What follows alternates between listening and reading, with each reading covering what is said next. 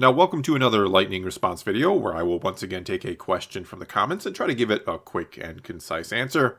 And this time we're going to stick with the recent theme of attachments and do this question from Ray to Real, who asked, or pointed out, "Hey Thor, the non-attachment thing left Anakin's mother as a slave and she was ultimately tortured to death. That is what drew him to the dark side. The non-attachment way discarded her as nothing. Luke did the non-attachment thing in The Last Jedi when he ignored a galaxy in trouble just to hide." Okay, so let's start with the Anakin's mother part of the comment, how the Jedi way of no attachments left her discarded as a slave, which, yeah, is kind of true from a certain point of view. But one thing we have to remember, one of the problems with attachments or holding on too tightly to someone is that you can affect their life as well. Your refusal to let someone go can keep them from their place or purpose, from their destiny. Just like Shmi not letting Anakin initially go with Qui-Gon would have kept him from his destiny. And so from a different point of view here, we can ultimately see what happened to Shmi, what happened shortly after she was left behind because of the Jedi and their no attachment rule, or what happened because the Jedi never came back to save her, to ease Anakin's troubled mind. That being that Watto, who was ruined from losing the bet with Qui-Gon, was then forced to sell Shmi to Klieg Lars, who then freed her and married her, which, in theory, or presumably here, that made Shmi happy. That was likely her place or purpose or where she belonged after Anakin left her life.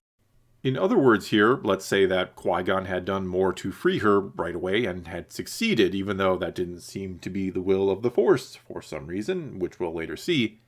And then he ended up taking her along with them, and he sets up, or the Jedi set up an apartment for her on Coruscant, or something along those lines.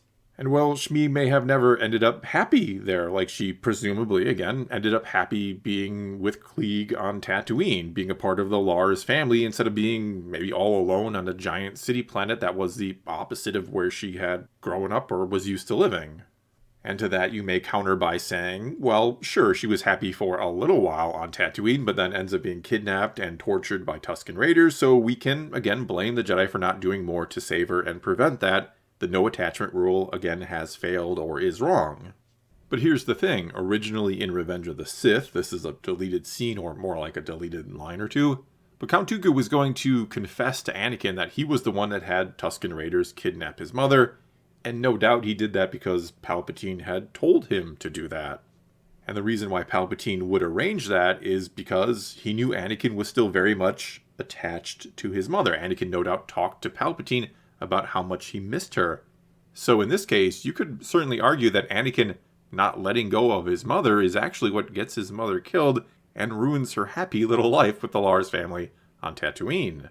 Also here, and this might sound kind of terrible, but if Anakin wasn't attached to his mother still, and let's say the attack by the Tusken Raiders was just some kind of random incident, which it's implied to be in the movie since the Dooku line is no longer in there, well, he never goes back and learns about what happened to his mother, and thus he never takes that first step down the dark path. And George Lucas himself has said that was the beginning of the end for Anakin. That's where it all started to go wrong for him.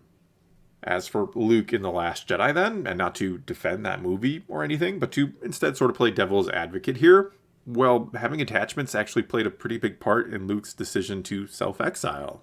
Because it's not so much that he said, I don't care about them anymore and I'm going to forsake attachments now, as much as it was that he left or ran away because he couldn't face his friends and his family. He couldn't face Leia after failing them or after he failed her son.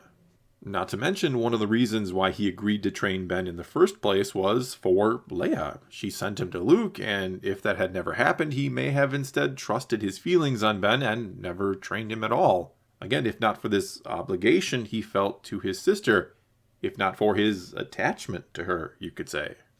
And again here, I'm not saying I agree with or like what that movie did with Luke Skywalker, but I'd say that it more implies that attachments ended up being a part of Luke's downfall than anything else, just like in the previous example, Anakin's attachment to his mother is kind of what ruins her life, or what we can presume to be was a happy little life on Tatooine with the Lars family. Well, that's all I got for this time. Now it's your turn to take to the comments below and tell me what you think about all this. Who is to blame for the death of Shmi Skywalker? Either that, or you can always ask a question for a future lightning response video. Just start a comment off with something like, "Hey Thor," and then ask away. Either way, do leave your comments below and let's talk some Star Wars. And until next time, thanks for watching.